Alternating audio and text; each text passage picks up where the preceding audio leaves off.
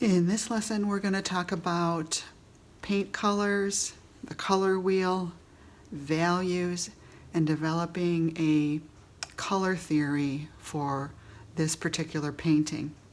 So this is a painting that I did a while ago, but I'm going to break it down and show you how value and color relate and how they work together in a painting, because it's really important to understand value. The number one most important thing in establishing a good painting, a painting that works, is composition. You've got to have a great composition first. The second thing is value. If you don't understand value, your painting just isn't going to be successful, and every color has a value. So when we look at the color wheel, and you always want to have a color wheel, you want to be able to reference that. When we look at the color wheel, we're starting with yellow, and that is a warm color, and it's also the lightest value, and usually yellow is pretty transparent. And then we go around the color wheel and we're getting very warm. Red orange is probably the warmest color on the color wheel. And then when we get around over here, now we're starting to get cooler. These are considered cooler colors. And they are also darker values, much darker values. We're going to talk about that in a second. Now we're starting to get warmer again over here. This blue is warmer than this blue. And because we're getting closer to the yellow. The closer you get to yellow, the warmer you're getting. And so here's our green. This green is cooler than this green, because this is closer to the yellow. So I hope that makes sense. When we're looking at, let's say, the colors on the warm side, this red-orange is warmer than this orange. Well, actually, no, it's a little bit cooler. I'm confusing myself now. As we start to go this way, it's actually, the closer you get to violet, you're getting cooler. So it is confusing because, like, blue-violet is ultramarine blue, and it is considered a warm blue. This blue, which is typically, you're going to use something like cobalt or phthalo blue, is considered a cool blue. And for some reason, my brain has always had a hard time with that. The only thing you need to remember is that this is a cool blue, this is a warm blue.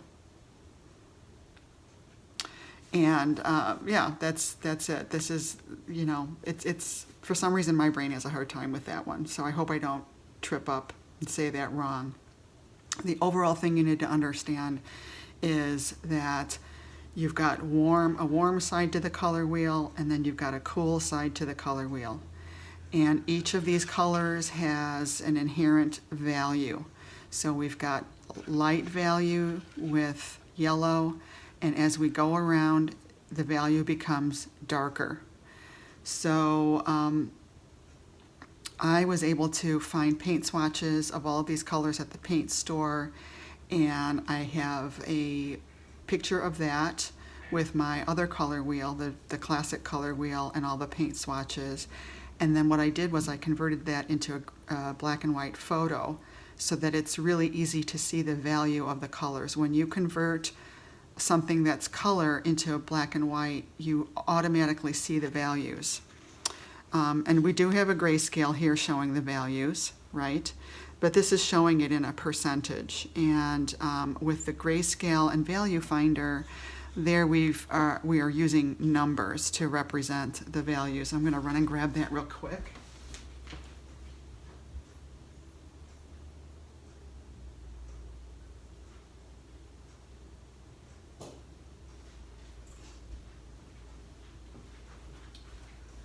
Sorry about that. Okay, so here that is, and this is a really valuable tool to have also.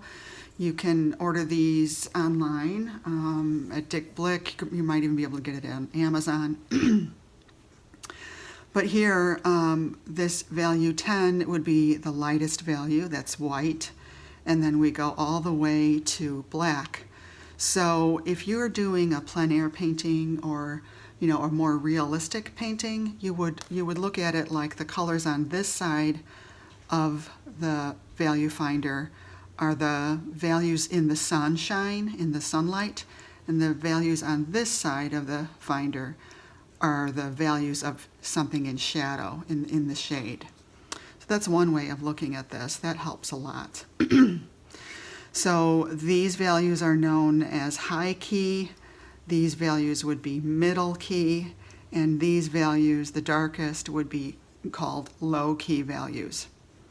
So when we look at my painting here, my flag painting, you can squint your eyes down so that they're almost closed, and you can see the values much easier. So your eyes need to be squinted really hard as you're looking at this, and the first thing you'll notice is that the red stripes of the flag are much darker values than the white stripes of the flag.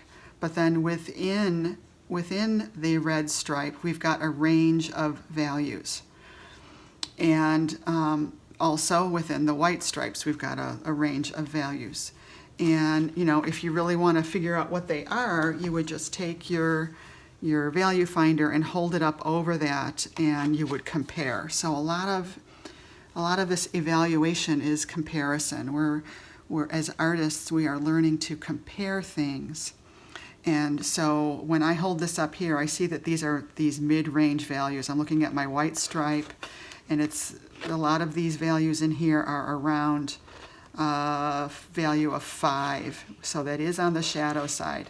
And then when I get over here into this lighter area, these are higher key values. They're around, I have a white, which is a value 10. I've got, 7s, 8s, 9s.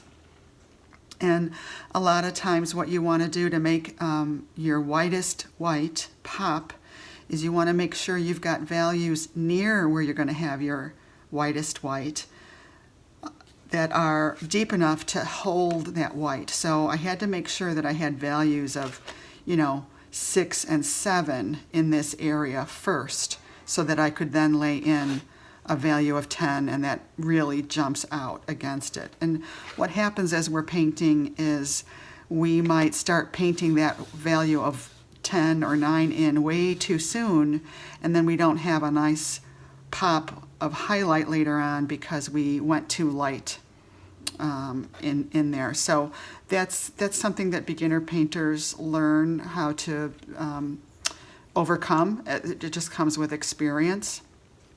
They call that saving your whites. So at any rate, I hope that helps you see the relationship of value in color. Every color has a value, and when you work with understanding the values, you begin to see how it gives form. You cannot have form unless you have value. And when you are developing a painting, the first thing you want to think about is making sure you've got a nice value study, that you know what colors are going to give you the values that you need to make it have form and interest. So that's what we're going to do right now, real quick. We're just going to do a quick study, and this is just a piece of, let's see, how long is this video? 8 minutes. Okay, I don't want to go too long. This is just a pad of Canson Excel paper, mixed media paper, and I'm going to do a very quick sketch, very loose. This is just for me to practice some value studies. So I'm going to do, a quick little outline of my flag. Now, when I did this painting, this is a, obviously an abstract painting. I used black as my first layer. Now, if you're doing a more realistic painting like a landscape or a portrait, you would never use black to darken a color. You wouldn't really use black in your painting at all, maybe in 1 or 2 spots, saving your darkest darks. In essence, the same thing as saving your whitest whites. Because when you look in the natural world, when you're looking out at a landscape, you really never see the black that you get in a tube of acrylic paint. It's just too black of a black. You would make your blacks using your darkest colors, and that would be much more natural looking. Same thing in a portrait. You would use different colors in a portrait. For instance, you'd have earth tones like yellow ochre and, you know, some siennas and some umbers to help you mix skin tones. In this kind of a painting, I don't want to use those colors. This is very vivid color, so obviously I don't need those earth colors at all. So every artist has a different palette of colors, a different tubes of paint colors that they prefer working with depending on their subject matter. Floral painters are going to want to have a lot of greens and a lot of pinks and reds so that they have a full range of color mixes that they can use. So it just depends on your subject matter what particular palette you're going to use. At any rate, let's get back to this. So I just want to give you an idea of how I would get these values in here. So I'm just going to start with a 3/4 inch brush, and I don't have enough paper towels here. Oh yeah, here I do. And this is a quick value study, and this is one of the best things you can do for yourself is to just do a quick value study, because you don't know how you're going to do this until you try this. You don't know if you're going to get your darks dark enough, if you're going to have enough of a range. So let's, first of all, when we are mixing color, we need to make, so let's say I'm just going to do a more natural red in here that's going to vary from orange to red to red violet. Let's say I'm going to use these colors to do my red stripe. So then I'm going to need these mixtures, and I can pre-mix them. I'm going to move this over here. So that'll be my pure yellow. And so I'm going to start, I'm going to get myself, let's get a red going first. So I'm going to take a little bit of red, alizarin, I'm sorry, and get myself a red. It's not going to look exactly like that, and you got to keep in mind these are printed with inks, so it's a different type of pigment. It's never going to look quite the same in your acrylic paints. So here's a certain percentage of yellow and alizarin crimson, and I don't know what color this is yet, but what I can do is hold it over and kind of see that it's actually in between the orange and the red orange. So that's fine. But I was trying to make a red. So let's get myself a little bit more alizarin, mix that in there.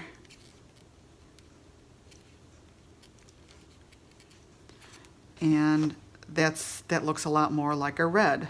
So let's go ahead and put that on here. I'm probably going to need more of this. I'm going to put it right in the middle because that's what we're doing. We're going we're going to have red violet here, red, and red orange. And then we're going to use maybe orange and the yellows to do highlights. How does that sound? Okay, so here's red. I'm obviously simplifying this a little bit. Now I want to go a little bit cooler, so I might be able to use my straight up alizarin crimson. Let's put that in here. And that automatically looks a little bit cooler. So that's good. I'm not worrying about making this look pretty. I'm really just looking for values. So I need to carry this through all the way. So whatever value I have here, I need to make that happen here as well. So let's bring that more of that over here. And then from this point this way, it has to get darker. And we'll go into that in a minute. All right, so now this way it's going to get a little bit lighter. So I'm going to pinch this out of my brush, and I'm going to go to my red orange now. Or was this red? That's fine. I'm going to use all that up. Let's make some more real quick. And that's the other thing. This helps you become much more comfortable with mixing colors. A lot of people are not, we're not comfortable mixing color. We're afraid we're not going to get it right. You need to get yourself really comfortable mixing color on the fly. That's why this is, I think, such a good lesson. It's just going to help you kind of have fun getting used to mixing color. So maybe I'm going to carry this all the way across. Let's just do that. All the way over here. And I'm squinting at this, and I do see that I've got some value range going on. It is going from a middle value to a darker value, but of course I want it to be a lot more. So now I'm going to pinch this out of my brush, and I am going to, let's see where we're at. Oh my goodness, we're going a little bit long here. So now I'm going to use this. What color is this? This looks like orange. This looks like orange. So let's get our orange in here, right? Maybe here. Let's make some more orange real quick. And anytime I need to check where I'm at, I can mix it up and hold my loaded brush over that swatch. So it's always helpful to have a reference point. And what you want to do in getting familiar with your color palette is you want to make yourself color charts. Every time you get, a new tube of paint, you need to play with it and figure out how it mixes with your other colors. All right, so I laid that orange in on top, and, it's kind of blending in, so that's okay. I'm going to lay more of it on. I'm not going to take the time to dry this, but if you really wanted to have the bold strokes like I've got here, you would let that layer dry and lay in. And the way that we lay in these bold strokes is that we, I'll show you with my lighter colors. So let's mix a yellow-orange this time. So here's a yellow-orange. Maybe I'll take a little bit more of that. So what you would do is you mix it, you scoop it, get your brush fully loaded, and then you just stroke, lift back up, and leave it alone. And it's hard to leave it alone, but that's what you have to do. So you figure out where you're going to put it, you place it on there, you stroke, lift, leave it alone. That's how you paint confidently. I know it probably sounds oversimplified, but that really is it. Okay. Now, let's get some darker values in. Pinch this out, rinse my brush. Whenever you're going from like a yellow in your brush to maybe getting purple in your brush, these are complementary, so when they are mixed together, they mute each other down. So you want to make sure you get yellow out of your brush so that you don't create that mud. We call that making mud. So I'm going to create a cooler red now, a red violet, and it's naturally going to be a little bit darker because I'm using, blues are the darkest colors on your palette. So I'm going to use ultramarine blue and alizarin crimson, and anytime I'm mixing a color for the first time, I try to just use a small amount of paint. Now, I don't know how this is. This might be way, way, way too purple, and actually I think it is. I'm going to hold it up over here. It's, it's not as violet as that, but I think it's going to be a little too dark. Let's try it over here. Yeah, I don't want a violet, I want a red violet. So this really does not look like a red violet. So And that's what happens. Blue is so powerful, it takes over. And that's the reason why you want to test this out, because you don't know how much blue to add until you do your little color study, your value study. That's why we're doing this right now. And this is what every artist, every fine artist does. They put in a little bit of time just figuring out a game plan like this, and it makes their painting go much more successfully. So now, okay, that looks pretty good. Let's try that. I'm going to hold it up against my color wheel. That looks pretty good. Maybe I'll put a test swatch there. When I put it there, it looks like, I mean, technically alizarin crimson is a red violet already on its own, but we want to make it just a little bit darker. So in order to darken it, we have to add ultramarine blue. So it's somewhere in between there. Let's get that in here. And that looks pretty good. So again, I'm just gonna be bold and just lay it on and leave it alone.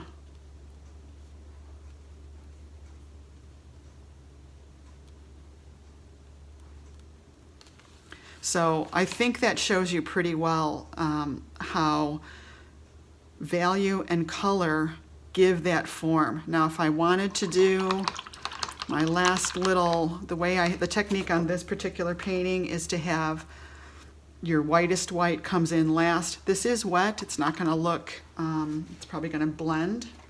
I do have some white over here, and I actually use a smaller brush. As I got into this painting, I realized that I wanted more defined strokes, so I started to use a 1/4 inch brush. So for my last step on the painting, what I wound up doing was coming in with my white like this, and again, you mix it, scoop, figure out where you're putting it, and just bam, and leave it alone. And you know what? It's more fun to paint like this, to not fret over every little stroke. It's just so much more expressive and fun. You really have to let yourself explore doing that. And that's why a pad of paper like this, where you're just goofing around, you don't even have to show anybody, you're going to allow yourself to be a little freer, and you're going to discover how much more enjoyable it is. So I hope that helps.